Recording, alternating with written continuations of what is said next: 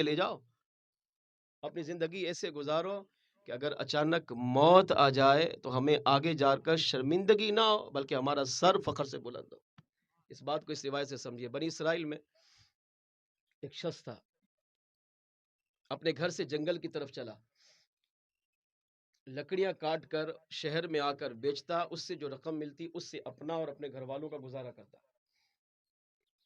حسب معمول ایک دن اسی جنگل سے اس کا گزر ہوا، لکڑیاں کاٹنے کے لیے گیا، تو سامنے جب واپس آنے لگا تو سامنے ایک شخص سے اس کی ملاقات ہوئی، آمنا سامنا ہوا، ان دو کے علاوہ کوئی بھی نہیں تھا۔ تو آنے والے نے پوچھا، سلام کیا، السلام علیکم، اس نے جواب دیا وعلیکم السلام، کہا نام کیا ہے، اس نے اپنا نام بتایا، کہاں جا رہے ہو، کہا لکڑیاں کاٹنے آیا تھا، کاٹی ہیں اب واپس جا رہا ہوں، کیا کرتے ہو، کہا یہی کام کرتا ہوں، اس کو بیچوں گا، جو پیسے ملیں گے اپنے گھر والوں کا پیٹ پالوں گا۔ اس نے آنے والے نے کہا مجھے جانتے ہو، کہا نہیں جانتا، پہلی ملاقات ہو رہی ہے تو نہیں پتا تھا کون ہے،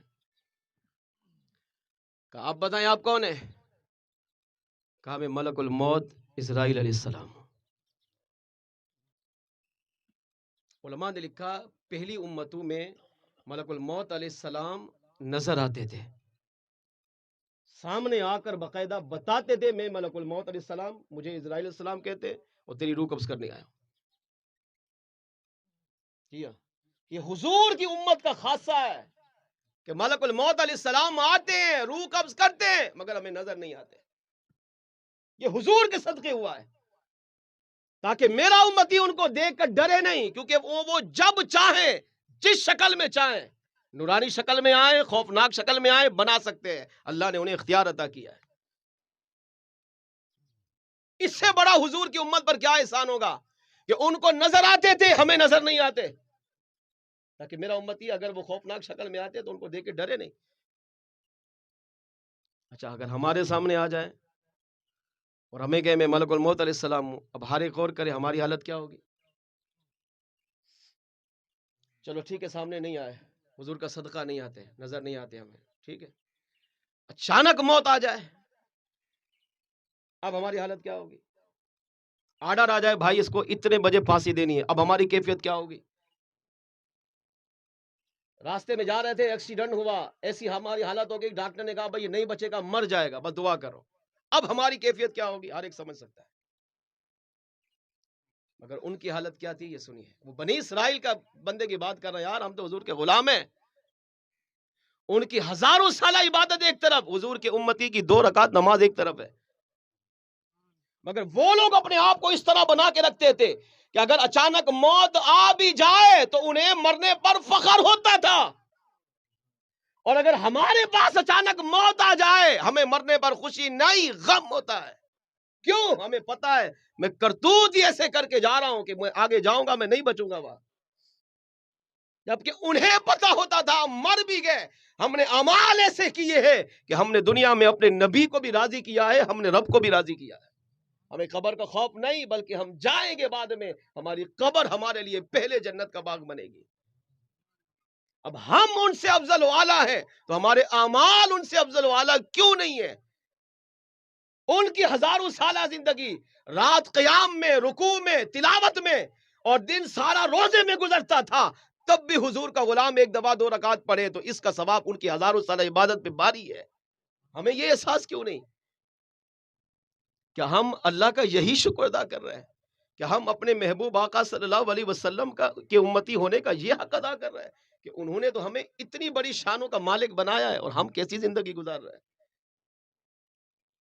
اس نے کہا، نوجوان نے کہا آپ کون؟ کہا ملک الموت علیہ السلام۔ تو اب وہ ڈرا نہیں، ہاں وہ رویا نہیں، وہ چیخا نہیں، چلایا نہیں، بلکہ کیا کہا؟ مرحبا، خوش آمدید، آپ کی آمد پر میں آپ کا استقبال کرتا ہوں۔ ملک الموت علیہ السلام بھی اس کی بات سن کر حیران ہوئے، کہا لوگ مجھے دیکھ کر ڈرتے ہیں اور تو مجھے دیکھ کر خوش ہو رہا ہے؟ کہا میں تو آپ کا انتظار کر رہا تھا کہ آپ کب آئیں گے، کب میری روح قبض کریں گے، اور کب مجھے قبر کے اندر لے کر جائیں گے، کیونکہ مجھے قبر میں بھی کسی کا انتظار ہے، قبر میں کسی کے جلووں کا بھی انتظار ہے۔ اب ملک الموت علیہ السلام نے آگے کیا جواب دیا ہے؟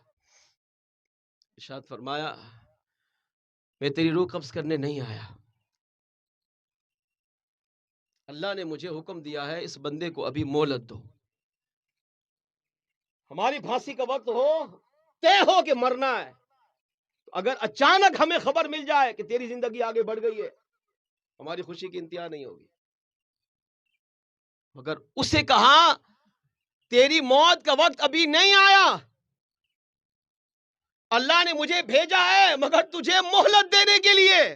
تو اب اس نوجوان نے کیا کہا مجھے مہلت نہیں چاہیے، دنیا کہتی ہے مہلت دو، تھوڑی زندگی اور مل جائے اور جی لوں اور معاذ اللہ گناہ کر لوں، مگر وہ نوجوان کہہ رہا ہے مجھے مہلت نہیں چاہیے، میں دنیا کی زندگی نہیں چاہتا۔ پوچھا کیوں؟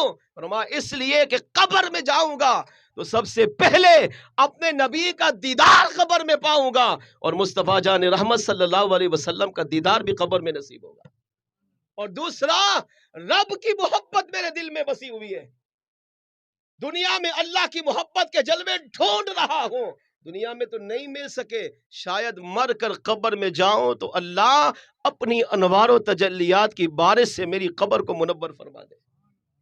ان جلووں کو پانے کے لیے مرنا چاہتا ہوں، جینا نہیں چاہتا۔ یہاں تک کہ وہ نوجوان رونے لگ گیا۔ ملک الموت علیہ السلام بھی اس کی گفتگو سن کر تعجب کرنے لگے۔ فرمایا نوجوان تو واقعی کمال کا ہے کہ لوگ تو مجھے مہلت مانگتے ہیں، کہتے تھوڑی مہلت دے دو، نیک بھی مہلت مانگتا ہے، ہاں گناہگار تو مانگتا ہی مانگتا ہے، نیک بھی مہلت مانگتا ہے کہ تھوڑی مہلت دے دے تاکہ وضو کر کے 2 رکعت نماز پڑھ لوں، یا کم از کم گناہوں سے توبہ کر لوں، یا کم از کم اپنے نبی کی ذات پر جو صحیفے نازل ہوئے، کتاب نازل ہوئی، اس کی کچھ تلاوت کر لوں، مگر تو کہہ رہا ہے مجھے مہلت چاہیے نہیں۔ کیوں کہہ رہا تھا وہ؟ اس لیے کہ اس نے تیاری کی ہوئی تھی۔ میں اور آپ غور کریں، ہماری تیاری ہے؟ ہم اچانک مر جائیں تو کیا ہم نے اپنے آپ کو اس لائق بنایا ہے کہ ہم قبر میں بعد میں جائیں اور ہماری قبر جنت کا باغ پہلے بنی ہو؟ اپنے آپ سے پوچھیں گے تو جواب ملے گا نہیں۔ کیوں؟ کیونکہ ہم نے تیاری کی نہیں ہے۔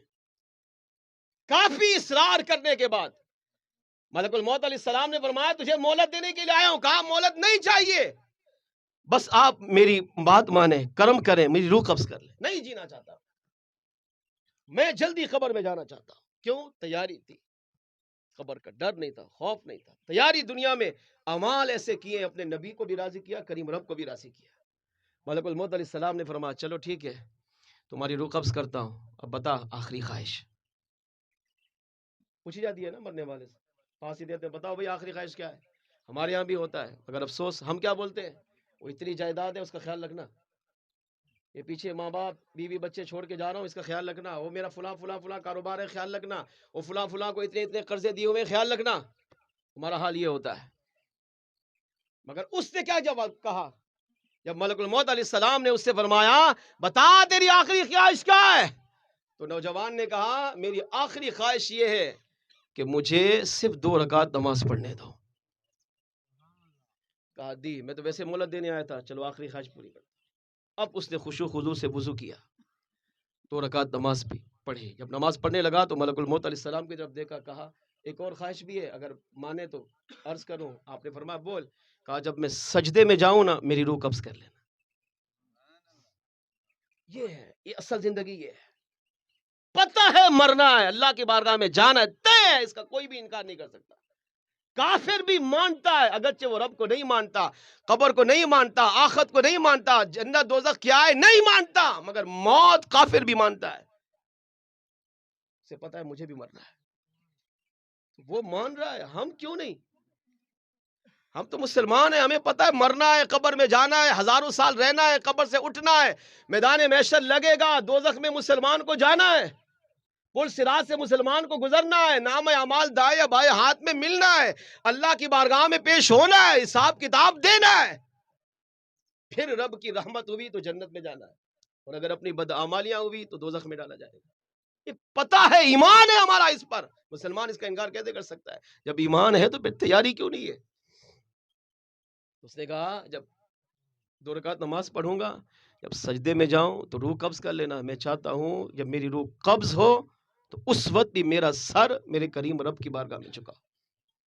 ساری زندگی اللہ کو سجدے کیے، آخری سجدہ بھی رب کو کرنا چاہتا۔ اس بات کا ثبوت بن جائے کہ میں نے اللہ کے سوا دنیا میں کسی کی پوجا نہیں کی، کسی کی عبادت نہیں کی، میں مشرک نہیں، کافر نہیں، مسلمان۔ تو آپ نے فرمایا ٹھیک ہے۔ اس نے وضو کیا خشوع خضوع سے، 2 رکعت نماز پڑھی، اور جب پہلی رکعت کے سجدے میں گیا تو سر ہی نہیں اٹھایا، ملک الموت علیہ السلام نے اس کی روح وہیں قبض کر لی۔ اس سے یہ سیکھنے کو ملا کہ مسلمان اپنے آپ کو ایسے بنا ہے کہ اگر اچانک موت آ بھی جائے، اور آتی ہے، آ رہی ہے، آپ سب دیکھ رہے ہیں، کوئی انکار نہیں کر سکتا، ہزاروں مثال۔ اچانک موت آ بھی جائے تو آگے ہمیں ڈر خوف نہ ہو، بلکہ ہم قبر میں جانے کے لیے ترس رہے ہوں، تڑپ رہے ہوں۔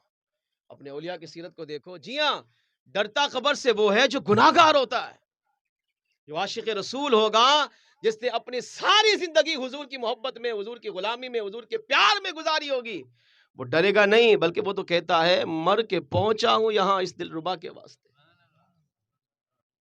وہ تو تمنا یہ کرتا ہے، دعا مانگتا ہے، یا اللہ جلدی موت دے، دنیا میں تو حضور کا دیدار نہیں کر سکا، موت دے دے تاکہ قبر میں جاؤں، کم از کم قبر میں مصطفیٰ کے جلوے تو دیکھوں۔ جو عاشق رسول ہوتا ہے، اعلی حضرت امام احمد رضا خان جیسا عاشق ہوتا ہے، جو کہتے ہیں میری قبر کو لمبا بنانا، اتنا لمبا کرنا، میرے قد سے بھی زیادہ کرنا، تاکہ مصطفیٰ جب میری قبر میں تشریف لائے تو احمد رضا بیٹھا نہیں رہے، بلکہ کھڑے ہو کر مصطفیٰ جان رحمت پڑھ کر حضور کا استقبال کرے۔